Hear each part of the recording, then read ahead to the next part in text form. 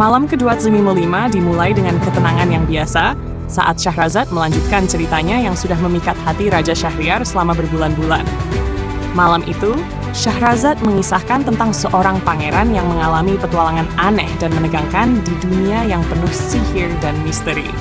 Kisah ini berkisah tentang Pangeran Harith, seorang pangeran muda yang hidup di sebuah kerajaan yang damai dan makmur. Meskipun Pangeran Harith memiliki segalanya, kekayaan, kekuasaan, dan kecintaan rakyatnya, ia selalu merasa bahwa hidupnya kurang bermakna. Setiap hari terasa seperti rutinitas yang membosankan. Ia mendambakan petualangan yang bisa memberinya tantangan dan makna lebih besar dalam hidupnya. Suatu malam, saat ia berjalan-jalan di taman istana, ia bertemu dengan seorang perempuan tua misterius yang tampak lemah dan lelah. Perempuan itu mengenakan jubah abu-abu yang usang dan membawa tongkat kayu. Namun, meskipun penampilannya sederhana, ada sesuatu yang memikat dalam sorot matanya. Sesuatu yang misterius dan penuh rahasia. Perempuan tua itu menghentikan Pangeran Harith dan berkata, "Wahai pangeran muda, aku tahu apa yang hatimu dambakan. Kau mencari sesuatu yang lebih dalam hidupmu, sesuatu yang belum kau temukan di sini. Jika kau berani, aku dapat membawamu ke tempat di mana petualangan sejati menantimu." Terkejut oleh kata-kata perempuan itu, Pangeran Harith bertanya, "Apa yang kau maksud? Dan siapa kau sebenarnya?"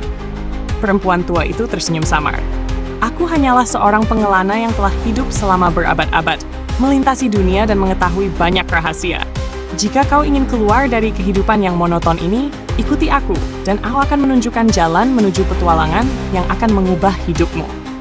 Dengan rasa penasaran yang besar, Pangeran Harith memutuskan untuk mengikuti perempuan itu. Mereka berjalan melalui jalan setapak yang berliku, melewati hutan yang semakin gelap dan misterius. Selama perjalanan, perempuan itu tidak banyak bicara. Hanya berjalan dengan langkah-langkah yang mantap seolah-olah tahu persis kemana mereka menuju. Setelah berjam-jam berjalan, mereka tiba di depan sebuah gua besar yang dipenuhi dengan kilatan cahaya dari dalam. Perempuan tua itu berhenti dan berkata, "Disinilah awal petualanganmu, Pangeran Harith. Di dalam gua ini terdapat sebuah dunia yang tersembunyi, penuh dengan keajaiban dan tantangan. Namun, aku harus memperingatkanmu. Sekali kau melangkah ke dalamnya, kau tidak akan bisa kembali ke kehidupanmu yang lama sampai kau menemukan apa yang kau cari." Pangeran Harith, meskipun sedikit ragu, merasa bahwa inilah kesempatan yang selama ini ia cari. Ia mengangguk dan melangkah masuk ke dalam gua. Begitu ia melangkah melewati pintu gua, segalanya berubah. Di dalam gua, ia mendapati dirinya berada di tempat yang sama sekali berbeda. Langit berwarna ungu tua dengan bintang-bintang besar yang bersinar terang. Di kejauhan, ia bisa melihat puncak gunung-gunung yang menjulang tinggi. Dan di sekitar kakinya, tanah ditumbuhi bunga-bunga aneh yang bercahaya dalam kegelapan. Pangeran Harith terus berjalan, mengagumi pemandangan yang belum pernah ia lihat sebelumnya. Namun tak lama kemudian, ia menemukan bahwa dunia ini juga penuh dengan bahaya yang tak terduga. Seekor naga hitam besar tiba-tiba muncul dari balik bukit, mengaum dengan suara yang menggema di seluruh lembah. Naga itu menatap Pangeran Harith dengan mata merah menyala, seolah-olah menantangnya untuk bertarung. Tanpa berpikir panjang, Pangeran Harith mencabut pedangnya dan bersiap menghadapi makhluk raksasa itu. Pertarungan pun berlangsung dengan hebat. Naga itu menyemburkan api, dan Harith dengan lincah menghindari setiap serangan sambil mencari celah untuk menyerang. Namun, naga itu terlalu kuat, dan setiap serangannya hanya membuat Pangeran Harith semakin lelah. Di tengah pertarungan, Pangeran Harith teringat kata-kata perempuan tua itu, bahwa ini adalah petualangan yang penuh tantangan dan keajaiban. Maka, ia memutuskan untuk menggunakan kecerdasannya, bukan hanya kekuatan. Ia melihat sekelilingnya dan menyadari bahwa bunga-bunga yang bercahaya di tanah tampaknya memiliki energi magis. Dengan cepat, ia meraih salah satu bunga itu dan melemparkannya ke arah naga. Begitu bunga itu menyentuh naga, makhluk raksasa itu langsung terdiam, kehilangan kekuatannya, dan berubah menjadi batu. Pangeran Harith terkejut melihat kekuatan dari bunga itu. Tetapi ia menyadari bahwa dunia ini tidak mengikuti aturan dunia biasa. Segala sesuatu di sini penuh dengan sihir dan kejutan. Setelah mengalahkan naga, Pangeran Harith melanjutkan perjalanannya. Sepanjang petualangannya, ia menghadapi banyak tantangan lain. Raksasa yang menjaga jembatan emas, danau yang menghilang di bawah sinar bulan, dan pohon berbicara yang menawarkan teka-teki sulit. Setiap tantangan yang dihadapinya menguji kecerdasan, keberanian, dan kemampuannya untuk berpikir di luar nalar.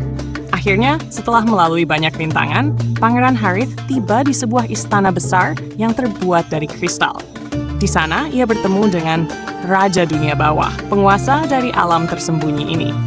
Raja itu memberitahu Pangeran Harith bahwa ia telah membuktikan dirinya layak untuk memahami rahasia alam ini dan menawarkan kepadanya sebuah pilihan. Apakah ia ingin tetap tinggal di dunia penuh keajaiban ini atau kembali ke kerajaannya yang lama?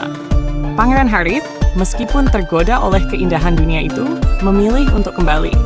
Ia menyadari bahwa kebahagiaan sejati bukan hanya tentang petualangan dan tantangan, tetapi tentang bagaimana ia menjalani hidupnya dan memimpin rakyatnya dengan kebijaksanaan yang telah ia pelajari. Syahrazad mengakhiri kisah malam ke-255 dengan pelajaran tentang bagaimana pencarian makna hidup terkadang membawa seseorang ke tempat yang tak terduga. Tetapi pada akhirnya, makna itu ditemukan dalam diri sendiri dan dalam tanggung jawab terhadap orang lain. Raja Syahriar, yang terkesan oleh kebijaksanaan cerita itu, semakin terpesona oleh kecerdasan Syahrazad dan membiarkannya hidup untuk melanjutkan kisahnya pada malam berikutnya.